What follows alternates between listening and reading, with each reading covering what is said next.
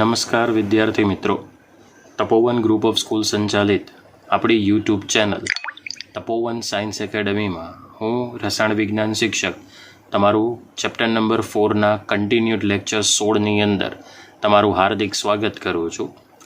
ગઈકાલે આપણે જે લાસ્ટ થિયરી હતી એ હતી સક્રિયકૃત સંકીર્ણનો સિદ્ધાંત, જેની અંદર આપણે એવું જોયું હતું કે જો પ્રક્રિયા એક કરતાં વધુ તબક્કામાં થતી હોય તો આપણે વચ્ચે એક નિપજ બનાવવી પડે, જેને આપણે મધ્યસ્થી નિપજ કહીએ છીએ, અને આ મધ્યસ્થી નિપજનું નામ આપણે સક્રિયકૃત સંકીર્ણ તરીકે ઓળખીએ છીએ. બેઝિકલી આજે એક નવી થિયરી ઉપર જવાનું છે, પણ એ નવી થિયરીની અંદર હું એક શબ્દ ગઈકાલે બોલી ચૂક્યો હતો અને એ હતો ઉર્જા અવરોધ. તો ખરેખર ઉર્જા અવરોધ શું છે અને ઉર્જા અવરોધની ઊંચાઈ ઉપર આધારિત આપણે પ્રક્રિયા ધીમી છે કે ઝડપી એ કેવી રીતે નક્કી કરી શકીએ એના માટેની તમને અહીં થિયરી આપવામાં આવી છે. તો તમને સૌપ્રથમ એક આલેખ એવું કહ્યું હતું કે તમે સ્વતંત્ર આલેખ જોવાનો છે, જાતે જોવાનો છે આલેખ, કે H2 અને I2 વચ્ચે રાસાયણિક પ્રક્રિયા થાય અને 2HI તમને નિપજ મળે છે. પણ અહીંયા જોઈ શકો છો કે પ્રક્રિયકોની સ્થિતિ ઉર્જા કરતાં નિપજોની સ્થિતિ ઉર્જાની કિંમત ઓછી છે, જે સાબિત કરે છે કે આ પ્રક્રિયા કેવી છે, ઉષ્મા ક્ષેપક છે. ઓકે, તો અહીં એ જે તમને દર્શાવેલ માહિતી છે તે પ્રક્રિયક છે, બી જે દર્શાવેલ છે તે નિપજ છે, અને અહીં જે તમને સી દર્શાવેલ છે એ સીને કહેવામાં આવશે સક્રિયકૃત સંકીર્ણ. બોલો મિત્રો, આને શું કહેવામાં આવશે? સક્રિયકૃત સંકીર્ણ, જેને ઇંગ્લિશમાં એક્ટિવેટેડ કોમ્પ્લેક્સ તરીકે ઓળખવામાં આવે છે. હવે જ્યારે તમે સ્થિતિ ઉર્જા વિરુદ્ધ પ્રક્રિયાક્ષનો આલેખ દોરો છો તે ઉષ્મા શોષક માટે પણ નક્કી થાય છે અને ઉષ્મા ક્ષેપક માટે પણ નક્કી થાય છે. પણ જે ઉષ્મા શોષક અને ક્ષેપક માટે સ્થિતિ ઉર્જા વિરુદ્ધ પ્રક્રિયા અક્ષનો આપણે જે આલેખ દોરીએ છીએ એ આલેખમાં સૌથી મહત્ત્વનું છે EA. અહીંયા જે તમને મેન્શન કરીને બતાવ્યું છે સક્રિયકરણ ઉર્જા. તો ખરેખર સક્રિયકરણ ઉર્જા શું છે? તો પ્રક્રિયકનો અણુ અને સક્રિયકૃત સંકીર્ણ, બરાબર, એમની વચ્ચે જે ઉર્જાનો તફાવત છે એ ઉર્જાનો તફાવત એ સક્રિયકરણ ઉર્જા તરીકે જોવા મળે છે. તો જો અહીંયા એક સેન્ટેન્સ લખ્યો છે અને એ સેન્ટેન્સ છે સક્રિયકૃત સંકીર્ણ અને પ્રક્રિયાની સક્રિયકરણ ઉર્જા એ બંને વચ્ચેનો જે તફાવત છે એને આપણે અહીંયા નામ શું આપી દીધું છે? ઉર્જા અવરોધ. એટલે બેઝિકલી તમે અહીંયા જોઈ શકો આ સક્રિયકરણ ઉર્જા છે જે પ્રક્રિયકના અણુ અને સક્રિયકૃત સંકીર્ણ એ બંનેની વચ્ચે જોવા મળે. તો આ જે સક્રિયકરણ ઉર્જાની ઊંચાઈ છે એ ઊંચાઈ તમને શું જોવા મળે છે? ઉર્જા અવરોધ તરીકે જોવા મળે છે. ઓકે, એટલે તમારે એક વાત ધ્યાનમાં રાખવાની કે પ્રક્રિયક કઈક વખત નિપજ પણ હોઈ શકે. તો નિપજથી પ્રક્રિયક તરફ જાઓ તો નિપજ એ પ્રક્રિયક બની જશે. ઓકે, તો એ વખતે જે ઊંચાઈ આવશે તો એને પણ શું કહેવામાં આવશે? ઉર્જા અવરોધ. બીજો પોઈન્ટ એવો છે કે પ્રક્રિયક અને નિપજના અણુઓ વચ્ચે ઉર્જા અવરોધ અસ્તિત્વ ધરાવે છે.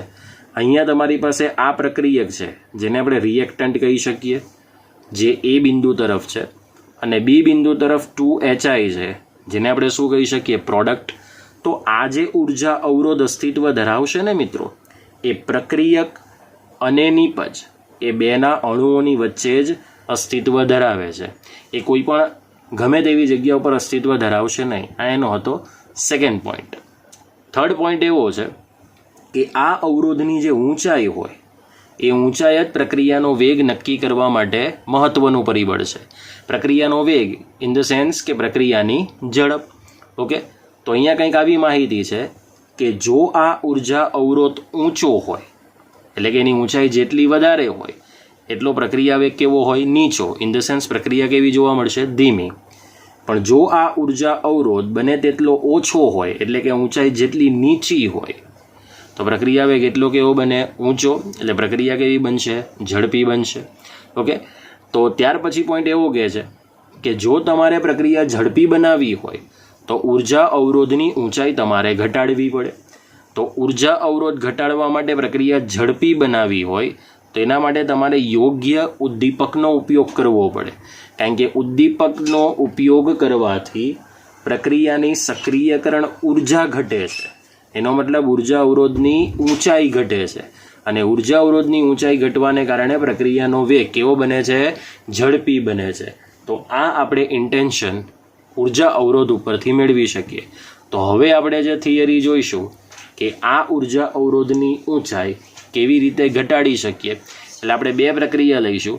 એક પ્રક્રિયા ઉદ્દીપકની સાથે થાય તે અને એક પ્રક્રિયા ઉદ્દીપક વગર થાય તે. એટલે એક જ પ્રક્રિયા માટે આપણે બે આવા ઉર્જા અવરોધની ઊંચાઈવાળા આલેખ જોઈશું. ઓકે, હાલમાં અત્યારે આની અંદર કોઈ ઉદ્દીપકનો ઉપયોગ કર્યો નથી એટલે આ જે તમને વક્ર મળે છે તે એક જ મળશે. પણ જો હવે આપણે આવી જ કોઈક પ્રક્રિયા લઈએ અને એમાં જો ઉદ્દીપકનો ઉપયોગ કરીએ તો આવા તમને ટોટલ બે વક્ર જોવા મળશે, જેમાં એકમાં ઉર્જા અવરોધની ઊંચાઈ વધારે હશે અને બીજામાં ઉર્જા અવરોધની ઊંચાઈ ઓછી હશે. એટલે અહીંયા એક શોર્ટકટ સંબંધ આપ્યો છે કે જેમ પુરોગામી પ્રક્રિયાની સક્રિયકરણ ઉર્જા વધારે તેમ ઉર્જા અવરોધ વધારે. કારણ કે સક્રિયકરણ ઉર્જાનું મૂલ્ય એ જ ઉર્જા અવરોધની શું સૂચવે છે? ઊંચાઈ સૂચવે છે. ઓકે, તો પ્રક્રિયા વેગ એટલો જ કેવો? ઓછો હશે. એટલે સક્રિયકરણ ઉર્જા ચલે છે 1/, પ્રક્રિયા વેગ પણ લખી શકાય. ઉર્જા અવરોધ ચલે છે 1/, પ્રક્રિયા વેગ પણ લખી શકાય. કારણ કે આ બંનેની સાથે પ્રક્રિયા વેગનો સંબંધ કેવો છે? વ્યસ્ત પ્રમાણેનો સંબંધ છે. ઓકે, તો હવે આપણે જોઈએ કે ઉદ્દીપિત અને અનઉદ્દીપિત પ્રક્રિયા માટે આપણે ઉદ્દીપકનો ઉપયોગ કેવી રીતે કરી શકીએ. તો એ માટે સૌથી પહેલાં આપણે માહિતી જોઈશું કે ઉદ્દીપક કહેવાય કોને. આનો સ્ક્રીનશોટ પાડવો હોય તો પાડી દો. ઓકે મિત્રો, હવે આપણે ઉદ્દીપક એટલે શું અને પર્ટિક્યુલર આપણે ઉદાહરણથી સમજીએ કે ઉદ્દીપક કેવી રીતે કાર્ય કરશે. તો ઉદ્દીપકને ઇંગ્લિશમાં કહેવામાં આવે છે કેટાલિસ્ટ. ઓકે, તો ઉદ્દીપક એક એવો રાસાયણિક પદાર્થ છે કે જે પ્રક્રિયાનો વેગ વધારે છે પરંતુ પોતાનામાં કાયમી રાસાયણિક ફેરફાર કરતો નથી અને પ્રક્રિયાના અંતે દળમાં ફેરફાર ન થતો હોય તેને શું કહેવામાં આવે? ઉદ્દીપક. એટલે કે ઉદ્દીપકનો ઉપયોગ કરવાથી રાસાયણિક પ્રક્રિયાનો વેગ તો વધે છે પરંતુ જ્યારે પ્રક્રિયા પ્રક્રિયકથી નિપજ તરફ પૂર્ણ થઈ જાય ત્યારે એનું પોતાનું જે એમાઉન્ટ હોય તે અને વળી પાછો એનામાં કોઈ રાસાયણિક ફેરફાર થયા વગર આપણને પાછો મળી જાય છે, એને કહેવામાં આવે ઉદ્દીપક. ઓકે, તો ઉદ્દીપક જ્યારે પણ તમે વાપરો ત્યારે કોઈ પણ પ્રક્રિયાની અંદર એક બાબત હંમેશા તમારે સૂચિત કરવા કે એનો જથ્થો બને તેટલો ઓછો હોવો જોઈએ. કેમ ઓછો હોવો જોઈએ? કારણ કે આપણે આફ્ટરઓલ નિપજ મળતી જશે ત્યારે આપણે એને ફરીથી પાછો તો પ્રાપ્ત કરવાનો છે, પણ જો વધારે માત્રામાં તમે ઉદ્દીપકનો ઉમેરો કરશો તો છેલ્લે એને પ્રક્રિયા મિશ્રણમાંથી દૂર કરવો પણ મુશ્કેલ સાબિત થશે. આ થોડું પ્રેક્ટિકલી નોલેજ છે જે હું તમને આપું છું, એને ધ્યાન રાખજો. તો અહીંયા આપણી પાસે એક એવું એક્ઝામ્પલ છે કે KClO3, બરાબર. KClO3માં એક આયન છે પોટેશિયમ અને એક આયન છે ક્લોરેટ.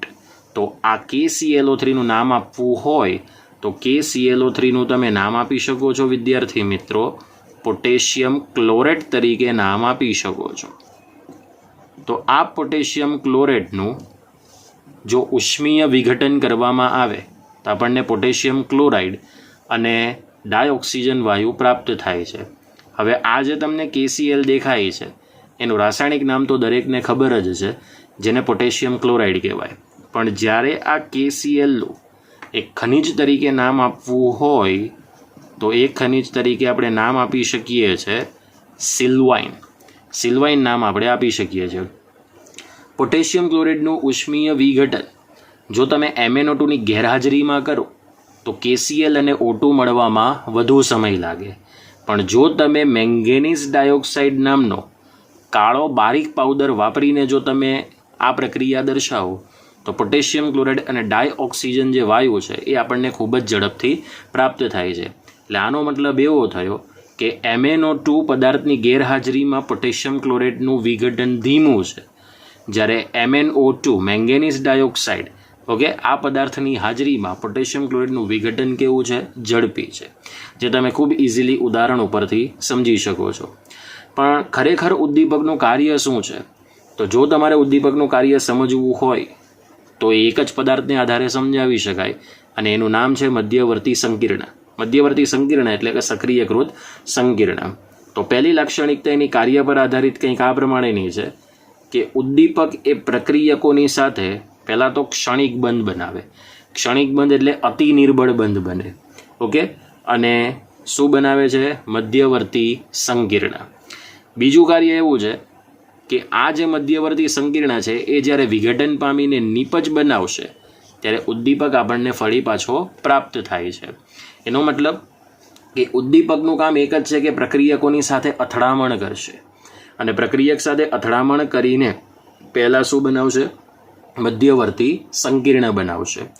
આ મધ્યવર્તી સંકીર્ણ એ થોડા સમય માટે જ બંધ ધરાવે છે અને એની આંદોલન ગતિને કારણે એના ક્ષણિક બંધ શું થઈ જાય છે? તૂટી જાય છે. જ્યારે એના બંધ તૂટી જાય છે ત્યારે એ શેમાં પરિણમે છે? નવા નિપજના બંધમાં પરિણમે છે. અને ઉદ્દીપક તમે શરૂઆતથી જે દળમાં જે રાસાયણિક ફેરફાર સાથે તમે ઉપયોગ કર્યો હોય એ આપણને ફરી પાછો પ્રાપ્ત થાય છે. એ રાસાયણિક પ્રક્રિયાની અંદર કોઈ પણ પ્રક્રિયા કરતો નથી. ઓકે, તો આ છે તમારી પાસે ઉદ્દીપકની માહિતી.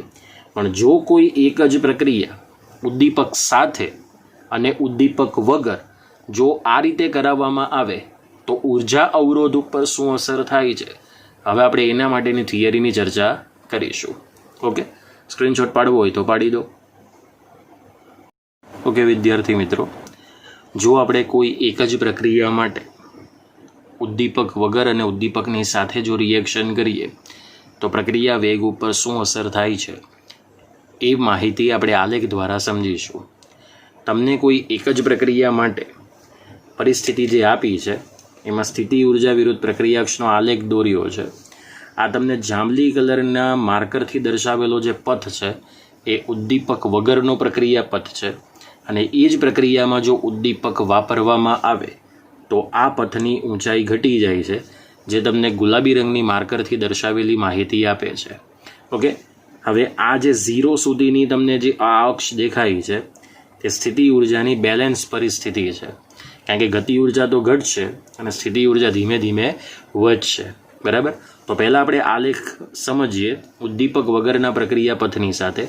તો આ સ્થિતિ ઉર્જાની લિમિટથી આ ઢાળ સુધીની જે ઊંચાઈ છે, બરાબર, એ ઊંચાઈને કહેવામાં આવે ઉદ્દીપક વગરની સક્રિયકરણ ઉર્જા.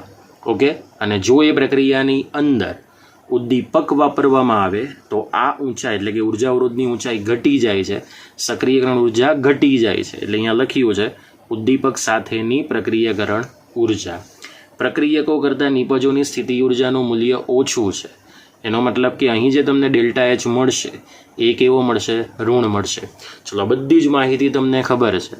એટલે કોઈ એક જ પ્રક્રિયા માટે જો ઉદ્દીપક વાપરવામાં આવે તો જે ઉર્જા અવરોધની ઊંચાઈ વધારે હોય એની ઊંચાઈ શું થઈ જાય છે? ઘટી જાય છે. જુઓ, પહેલાં અહીંથી અહીં ઊંચાઈ કેવી છે? વધારે છે.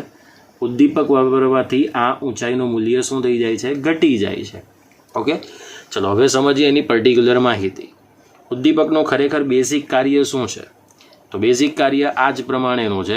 પ્રક્રિયકોની સાથે જોડાય અને મધ્યવર્તી સંકીર્ણ બનાવવાનું છે. પણ આ મધ્યવર્તી સંકીર્ણની અંદર બંધ અતિ નિર્બળ હોય, જે આંદોલન ગતિને કારણે સતત એ અણુ ફર્યા કરે છે. એટલે આ સંક્રાંતિ અવસ્થા અહીંયા લખ્યું છે કે લાંબો સમય ટકી રહેતી નથી અને ઝડપથી તે શું પામે છે? વિઘટન પામે છે. અને એ વિઘટન પામીને તરત જ શું આપે છે? નિપજ આપે છે. અને જ્યારે નિપજ મળી જાય ત્યારે મૂળ ઉદ્દીપક જે દળમાં કે જે ફેરફારમાં આપણે ઉપયોગ કર્યો હોય એ આપણે ફરીથી પાછો મળે છે. પણ ઉદ્દીપકનો પ્રક્રિયાની અંદર ઉપયોગ કરવાનો રીઝન શું? તો જ્યારે કોઈ પ્રક્રિયામાં નિપજ મળવા માટે ખૂબ વધારે સમય લાગે તો એનો એક ઓપ્શનલ શોધવો પડે, એનો એક આપણે વૈકલ્પિક માર્ગ શોધવો પડે, અને એક જ છે કે એ પ્રક્રિયામાં આપણે ઉદ્દીપકનો ઉપયોગ કરવો પડે. એટલે ઉદ્દીપકની મેઇન ઇન્ટેન્શન છે કે તે પ્રક્રિયાને વૈકલ્પિક માર્ગ કાઢીને આપે છે. રેડી? વૈકલ્પિક માર્ગ કાઢીને આપે મતલબ શું થાય?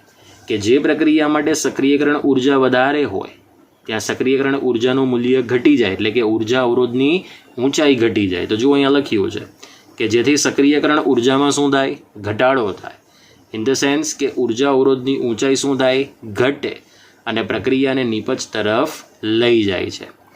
હવે પછીના જે 2 પોઈન્ટ છે ને એ ઉદ્દીપકની કેટલીક લિમિટેશન્સ છે, મર્યાદા છે. પહેલી મર્યાદા કંઈક આ પ્રમાણેની છે કે તે સંતુલન અચળાંક કે અથવા મુક્ત ઉર્જા ફેરફાર ડેલ્ટા જી પર કોઈ અસર કરતો નથી. આ બરાબર સમજજો. સંતુલન અચળાંક કે પર કોઈ અસર કરતો નથી, આનો મતલબ એવો થયો કે તે નિપજના જથ્થાના પ્રમાણમાં વધારો કરતો નથી. ઉદ્દીપક વગર માની લો નિપજ 500 કિલો મળવાની હોય તો ઉદ્દીપકની સાથે પણ નિપજ તો 500 કિલો જ મળે, પણ આ નિપજનો જથ્થો મેળવવા માટેનો જે સમય છે ને એ જરૂરી સમયની અંદર શું દર્શાવે છે? ઘટાડો દર્શાવે છે. બીજું, મુક્ત ઉર્જા ફેરફાર ઉપર પણ કોઈ અસર કરતો નથી, કારણ કે જો સંતુલન અચળાંક જ ન બદલાય તો ડેલ્ટા જીની કિંમત પણ બદલાતી નથી. એની પહેલી મર્યાદા છે. બીજી મર્યાદા કે ઉદ્દીપક આપણે એવી પ્રક્રિયા માટે જ સાબિત કરી શકીએ અથવા ઉપયોગ કરી શકીએ કે જે સ્વયંસ્ફુરિત હોય, એટલે કે આપમેળે થતી પ્રક્રિયા હોય તો જ આપણે એની અંદર ઉદ્દીપકનો ઉપયોગ કરવાથી એ પ્રક્રિયા ઉદ્દીપિત થઈ શકે છે. ત્રીજી મર્યાદા એ છે કે પ્રક્રિયકથી નિપજ તરફ જવા માટેની જે પુરોગામી પ્રક્રિયા હોય એ જ પ્રક્રિયામાં જો નિપજથી પ્રક્રિયક તરફની જે પ્રતિગામી પ્રક્રિયા હોય એ બંને ઉપર એક સરખો પ્રભાવ પાડે છે.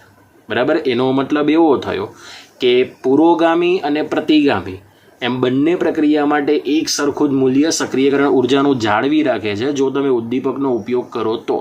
એ કેવી રીતે ખબર પડે? માની લો કે પ્રક્રિયકોથી નિપજ તરફ જવાની અંદર નિપજ તમને 500 કિલો મળે છે અને એના માટે જો તમને 5 કલાકનો સમય લાગતો હોય તો નિપજથી પ્રક્રિયક તરફ જવામાં પણ એને કેટલો કલાક લાગે? 5 કલાકનો જ સમય લાગે છે. આ બરાબર સમજજો. એટલે પુરોગામી અને પ્રતિગામી એમ બંને પ્રક્રિયા ઉપર એક સરખો જ પ્રભાવ પાડે છે. સમજાઈ ગયું? એટલે પુરોગામી પ્રક્રિયાના સક્રિયકરણ ઉર્જાનો ફેરફાર અને પ્રતિગામી પ્રક્રિયાની સક્રિયકરણ ઉર્જાનો ફેરફાર એ બંનેનું મૂલ્ય બોલો કેવું આવે છે? ઇક્વલ આવે છે. કેવું આવે છે? ઇક્વલ. ઓકે, એટલે એવું કહેવાયું છે કે પુરોગામી અને પ્રતિગામી એમ બંને પ્રક્રિયાના મૂલ્યો પર એક સરખો પ્રભાવ આપે છે. તો આ થઈ ગયું ઉદ્દીપકની પ્રક્રિયા વેગ ઉપર થતી અસર. હવે આપણે એ સ્ટેપ તરફ જઈએ અથવા સૌથી છેલ્લી થિયરી તરફ જઈશું જે તમને ઓલરેડી ટેક્સ્ટ બુકમાં આપી નથી પણ કોમ્પિટિટિવ એક્ઝામ માટે ખૂબ અગત્યની છે અને એ છે પ્રક્રિયાની કાર્યપ્રણાલી. કાર્યપ્રણાલી ખરેખર પ્રક્રિયાની ક્રિયાવિધિ નક્કી કરવા માટે છે અને એના પર આધારિત આપણે કેવી રીતે વિકલનીય વેગ સમીકરણ પ્રાપ્ત કરી શકીએ, જે હવે આ ચેપ્ટરનું ક્લાઇમેક્સ છે, જે અત્યાર સુધી તમે જેટલી માહિતી ભણી ગયા એનો સર્વૈયું જે કહેવાય ને સંકલન, એ હવે તમને આ લાસ્ટ થિયરીમાં જોવા મળશે. ઓકે, તો હવે જઈશું આપણે નેક્સ્ટ થિયરી ઉપર. ચલો, સૌથી છેલ્લો ને અગત્યનો પ્રશ્ન કે કાર્યપ્રણાલી એટલે શું? કાર્યપ્રણાલીનો મતલબ એવો થાય કે જો તમારે સાચું વિકલનીય વેગ સમીકરણ નક્કી કરવું હોય તો એના માટે આપણે આ પદ્ધતિને અથવા તો આ સિદ્ધાંતને ફોલો કરવો પડે. કાર્યપ્રણાલી ફક્ત સંકીર્ણ પ્રક્રિયા માટે જ સાબિત કરી શકાય છે. પ્રારંભિક પ્રક્રિયા માટે કાર્યપ્રણાલી સિદ્ધાંતની કોઈ અગત્યતા રહેતી નથી. સંકીર્ણ પ્રક્રિયા એટલે આગળ પણ મેં કહ્યું છે કે જે પ્રક્રિયા એક કરતાં વધુ તબક્કાઓમાં થતી હોય તો એમાંથી આપણે એવો તબક્કો નક્કી કરવાનો કે જે ધીમો તબક્કો હોય અને ધીમો તબક્કો જ વેગ નિર્ણાયક તબક્કો સાબિત થાય છે અને એમાં દર્શાવેલ જે સમીકરણ છે અને એમાં રહેલા જે પ્રક્રિયકો છે એની સાંદ્રતા જ એ આપણને વિકલનીય વેગ સમીકરણની માહિતી આપે છે. તો ખરેખર કાર્યપ્રણાલી કહેવાય કોને? તો જ્યારે આપણે સંકીર્ણ પ્રક્રિયાની ક્રિયાવિધિ દર્શાવીએ, આ શબ્દ ખૂબ અગત્યનો છે. સંકીર્ણ પ્રક્રિયાની ક્રિયાવિધિ એટલે કે જ્યારે જટિલ પ્રક્રિયા એક કરતાં વધુ તબક્કાઓમાં થતી હોય તો એ વધુ તબક્કાઓની અંદર દર્શાવવા માટે એક રાશિ નક્કી થાય છે જેને તત્વયોગ મિતિ કહેવાય. તત્વયોગ મિતિનો મતલબ એવો થાય કે દરેક પ્રક્રિયકના મોલની સંખ્યા અને દરેક નિપજના મોલની સંખ્યા જાણીને જે આપણે વેગ નિયમ તારવીએ છીએ એ તારવેલા નિયમને શું કહેવામાં આવે? કાર્યપ્રણાલી. કારણ કે માની લો કે તમારી પાસે એક કરતાં વધુ તબક્કાઓમાં પ્રક્રિયા થતી હોય તો એક કરતાં વધુ તબક્કાઓની અંદર થતી પ્રક્રિયાને પણ આપણે તત્વયોગ મિતિય પ્રમાણે સંતુલિત કરવી પડે અને સંતુલિત કર્યા બાદ આપણને જે વેગ નિયમ મળે એને કહેવામાં આવે કાર્યપ્રણાલી. હમણાં હું તમને સમજાવીશ ઉદાહરણ દ્વારા એટલે સમજ પડશે. હવે માની લો કે એક કરતાં વધુ તબક્કામાં જે તબક્કો ધીમો હોય છે એની આપણે કાર્યપ્રણાલી કેવી રીતે નક્કી કરી શકીએ? તો હવે આપણે એને ફોકસ કરીએ. જો પ્રક્રિયા એક કરતાં વધુ તબક્કામાં થતી હોય તો જે ધીમો તબક્કો છે એ જ વેગ નિર્ણાયક તબક્કો સાબિત થાય. શોર્ટકટમાં જો તમારે એને ગણવું હોય ને તો એને RDS કહેવામાં આવે, rate determination step. Okay, RDS, જેને રેટ ડિટર્મિનેશન સ્ટેપ તરીકે ઓળખવામાં આવે, વેગ નિર્ણાયક તબક્કો. હવે ખરેખર તબક્કો ધીમો હોવાના બેમાંથી કોઈ એક કારણ હોઈ શકે. પહેલું કારણ ક્યાં તો એ હોઈ શકે કે એ તબક્કા માટે વેગ અચળાંકની કિંમત ઓછી હોય, ક્યાં તો પછી એવું હોઈ શકે કે એ પ્રક્રિયામાં ભાગ લેતા જે પ્રક્રિયકો છે એમાં એક પ્રક્રિયક હોય અથવા એકથી વધારે હોય, તો આ પ્રક્રિયકોની સાંદ્રતા કેવી હોય? ઓછી હોય, એટલે કે નીચી હોય. માની લો કે એક સામાન્ય રિએક્શન છે અને એક ખૂબ જટિલ પ્રક્રિયા છે R થી P તરફની. આ R થી P તરફની કોઈ સંકીર્ણ પ્રક્રિયા છે જે ખરેખર આપણને 2 સ્ટેપમાં થયેલી જોવા મળે છે, જેમાં પહેલો સ્ટેપ છે R થી I તરીકેનો. આ એટલે ઇન્ટરમીડિયેટ પ્રોડક્ટ, જેને મધ્યસ્થી નીપજ કહેવાય. અને આ તબક્કા માટેનો જે વેગ અચળાંક છે એ છે K1. સ્ટેપ નંબર 2 લઈએ. ઇન્ટરમીડિયેટ પ્રોડક્ટ એ શેમાં ફેરવાય છે? પ્રોડક્ટમાં, એટલે કે નીપજમાં ફેરવાય છે. એનો વેગ અચળાંક કયો છે? K2. હવે અહીંયા શરત એવી છે કે K1 is double less than K2 છે. આનો મતલબ એવો કે બીજા સ્ટેપ માટે જે વેગ અચળાંક છે એ પહેલા સ્ટેપના વેગ અચળાંક કરતાં ખૂબ વધુ મૂલ્ય ધરાવે છે. એટલે જો તમારે અહીં નીપજ બનતી હશે, એવું નક્કી થાય કે I બનશે ને એ તરત જ શેમાં ફેરવાઈ જશે? નીપજમાં. એટલે તમે કહી શકો છો કે સ્ટેપ નંબર 2 જે છે એ સ્ટેપ નંબર 2 એ કેવી પ્રક્રિયા છે? ઝડપી, એટલે કે ઝડપી તબક્કો છે. તો એનો મતલબ કે જે પહેલો સ્ટેપ છે એ કેવો તબક્કો છે? ધીમો. એનો મતલબ કે સ્ટેપ 1 જે છે એ વેગ નિર્ણાયક તબક્કો સાબિત થાય છે. તો આનું વિકલનીય વેગ સમીકરણ લખવું હોય તો વેગ ઇઝ ઇક્વલ ટુ, બરાબર, આ રીતે લખી શકાય, -dr/dt is equal two plus di/dt. જોજો કેમ di? કારણ કે અહીંયા નીપજ તરીકે કોણ છે? I, ઇન્ટરમીડિયેટ પ્રોડક્ટ છે. ઇઝ ઇક્વલ ટુ K1, બરાબર, ઇન્ટુ R ની સાંદ્રતા. બોલો, વિકલનીય વેગ સમીકરણ મળી ગયું. જો તમારે આ બે પદ ન લખવા હોય તો સીધું લખી શકો કે વેગ is equal to K1 into કોની સાંદ્રતા? R ની સાંદ્રતા. તો આ રીતે આપણે કાર્યપ્રણાલી નક્કી કરી શકીએ. ફરી રિપીટ કરું છું કે કાર્યપ્રણાલીની થિયરી ફક્ત સંકીર્ણ પ્રક્રિયા માટે જ સાબિત થાય છે, પ્રારંભિક પ્રક્રિયા માટે સાબિત થતી નથી. હવે આપણે એનો ગ્રાફ પણ જોઈએ કે આ રીતે 2 સ્ટેપમાં થતી પ્રક્રિયામાં એક સાથે ત્રણેયનો ગ્રાફ કેવી રીતે ડ્રો કરી શકીએ. અને ત્યારબાદ આપણે એક વિશિષ્ટ ઉદાહરણ લઈશું જેના દ્વારા આપણે સમજીએ કે કેવી રીતે જટિલ પ્રક્રિયાની કાર્યપ્રણાલી નક્કી કરી શકાય. ઓકે વિદ્યાર્થી મિત્રો, હવે આપણે જે પહેલી રિએક્શન છે કે 2 પ્રથમ ક્રમના ક્રમિક તબક્કા ધરાવતા પ્રક્રિયાની કાર્યપ્રણાલી. અહીંયા આપણને 2 તબક્કાની અંદર પ્રક્રિયા જોવા મળશે અને બંને પ્રક્રિયા પ્રથમ ક્રમના છે એવું આપણે અહીંયા જોવાનું છે. માની લો કે તમારી પાસે પહેલો તબક્કો છે R થી I તરફનો. I એટલે મેં હમણાં જ કહ્યું ઇન્ટરમીડિયેટ પ્રોડક્ટ, જેનો વેગ અચળાંક છે K1. અને બીજું છે I થી P તરફનો તબક્કો, એટલે કે મધ્યસ્થી નીપજથી નીપજ તરફનો, જેનો વેગ અચળાંક છે K2. અગાઉ આપણે જે પ્રમાણે ચર્ચા કરી તે કે આ પ્રક્રિયાનો જે પ્રથમ તબક્કો છે એ પ્રથમ તબક્કાની અંદર મધ્યસ્થી નીપજ I બને છે. આ I જ્યારે બનતું જશે ત્યારે ધીમે ધીમે ભેગું થાય છે. ભેગું થઈને મહત્તમ સાંદ્રતાએ પહોંચશે, એટલે કે F2 થાય, એવો શબ્દ અહીંયા લખ્યો છે. ભેગું થઈ ગયા બાદ એ થોડા સમય બાદ વિઘટિત થશે અને વિઘટિત થઈ ગયા બાદ તેની સાંદ્રતા કયા મૂલ્ય તરફ જશે? 0 તરફ. અને 0 તરફ જ્યારે જશે ત્યારે શેની અંદર ફેરવાશે? નીપજમાં. આ બાબતને જો સમજવું હોય તો આપણે એક આલેખ દ્વારા સમજી શકીએ. ચલો, આ આલેખ કોન્સન્ટ્રેશન વિરુદ્ધ ટાઈમનો છે, એટલે કે સાંદ્રતા વિરુદ્ધ સમયનો, જેમાં શરૂઆતમાં પ્રક્રિયકનો જથ્થો ખૂબ વધારે હોય. આ પ્રક્રિયકનો જથ્થો જેમ જેમ સમય વધે છે તેમ તેમ પ્રક્રિયકની સાંદ્રતા ઘટે છે. જેવી પ્રક્રિયકની સાંદ્રતા ઘટવાની શરૂઆત થશે, ઇન્ટરમીડિયેટ પ્રોડક્ટની સાંદ્રતા ધીમે ધીમે વધવાની શરૂઆત થશે. એક સ્ટેજ એવો આવશે કે જ્યાં તેની સાંદ્રતાનું મૂલ્ય મહત્તમ સ્થિતિએ પહોંચી જશે. મહત્તમ સ્થિતિએ પહોંચી ગયા બાદ એ થોડા સમય બાદ વિઘટિત થઈને તેની સાંદ્રતા શૂન્ય તરફ જશે અને જ્યારે આઈની સાંદ્રતા શૂન્ય તરફ જશે ત્યારે પ્રોડક્ટ પીની સાંદ્રતામાં બોલો શું દર્શાવશે? વધારો. તો આ ત્રણેયની સાંદ્રતાનો સમય વિરુદ્ધ આલેખ આપણે દોરી શકીએ. ફરીથી આપણે એક્ઝામ્પલ લઈએ આના જેવું જ. એક એક્ઝામ્પલ એવું છે કે 3ClO માઇનસ મતલબ કે હાઇપોક્લોરાઇડ આયનના 3 અણુઓ લઈએ જેમાંથી આપણને ક્લોરેટ આયન અને ક્લોરાઇડ આયન નિપજ તરીકે મળે છે, જ્યાં બંનેનો એક એક મોલ જ તમને જોવા મળશે. તો આ પ્રક્રિયા 2 તબક્કામાં થાય છે. પહેલા તબક્કાની અંદર હાઇપોક્લોરાઇડના 2 અણુઓ અથડામણ કરશે, બરાબર ને? અથડામણ કરીને ClO2 માઇનસ અને Cl માઇનસ એ નિપજ તરીકે બનાવશે. બીજા તબક્કાની અંદર બાકી રહેલ હાઇપોક્લોરાઇડનો એક અણુ એ ClO2 માઇનસની સાથે અથડામણ કરી ક્લોરેટ આયન અને ક્લોરાઇડ આયનનું નિર્માણ કરશે. આ 2 તબક્કાનો જ્યારે તમે સરવાળો કરશો એટલે આ ઉપરની તમને સંપૂર્ણ રિએક્શન મળી જશે.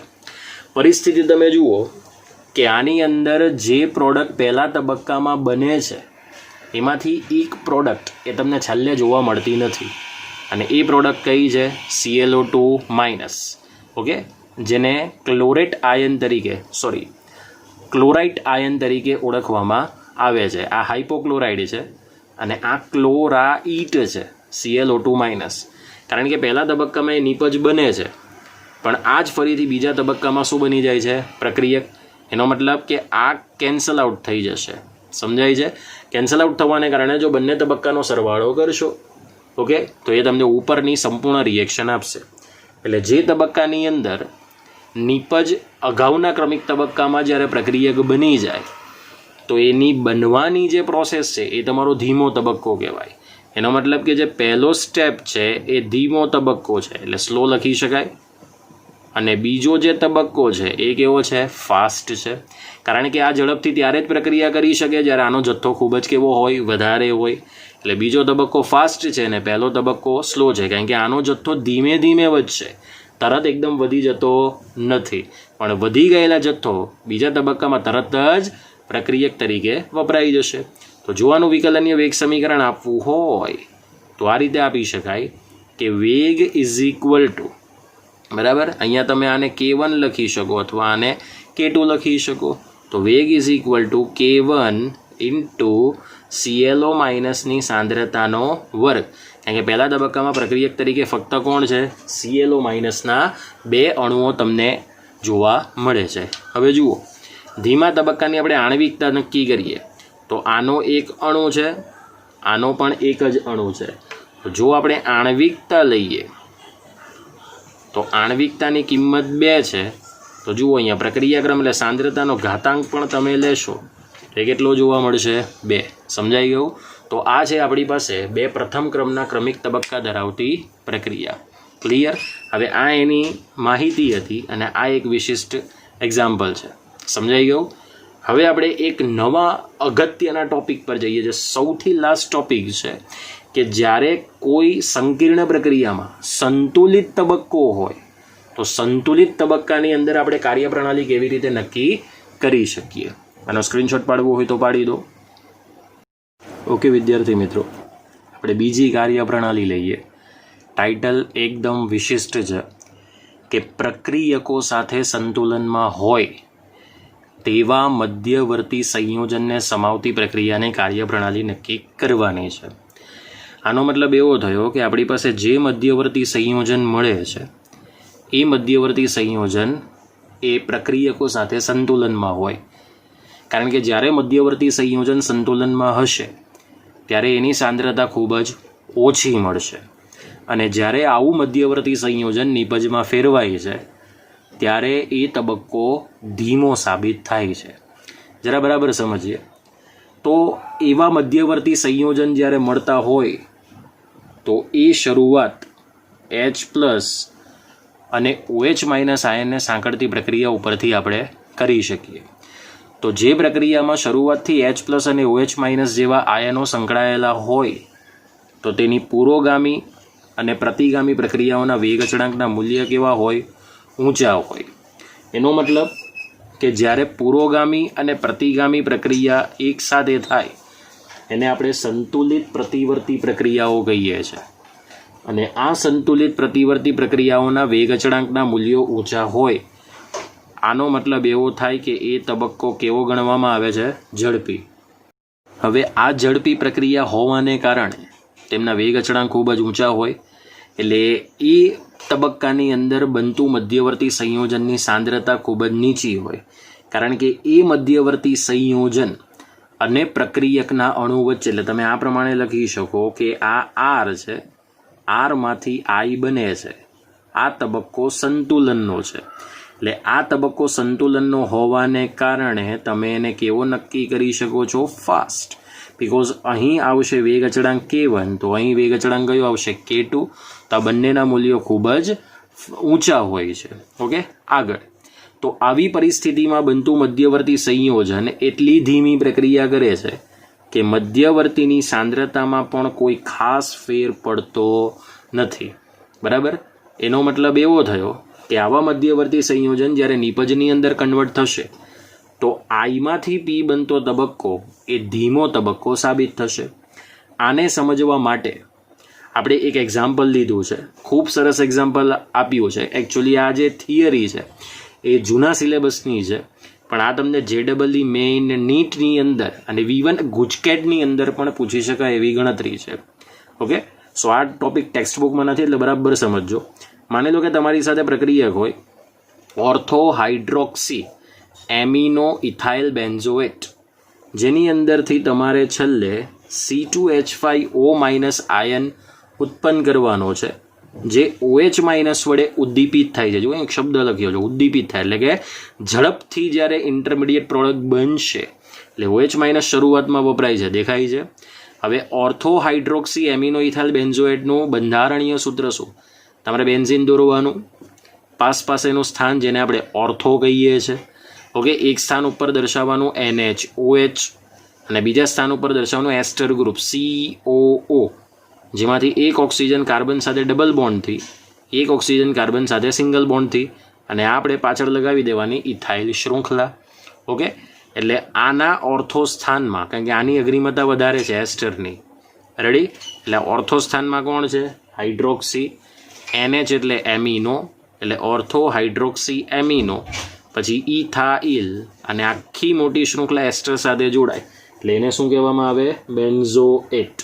ઓકે, પહેલાં OH- સાથે રિએક્શન થાય એટલે સંતુલિત રિએક્શન થશે. પુરોગામી પ્રક્રિયાનો સંતુલન અચળાંક K1, પ્રતિગામી પ્રક્રિયાનો સંતુલન અચળાંક K2. ઓકે, થશે કેવી રીતે? હવે અહીંયાથી આ બંધ છે ને તૂટી જશે, એટલે આ માઇનસ થાય અને આ કેવો થશે? પ્લસ બનશે. આ OH- H+ની સાથે જોડાય, H2 આડપેદાશ તરીકે દૂર કરશે.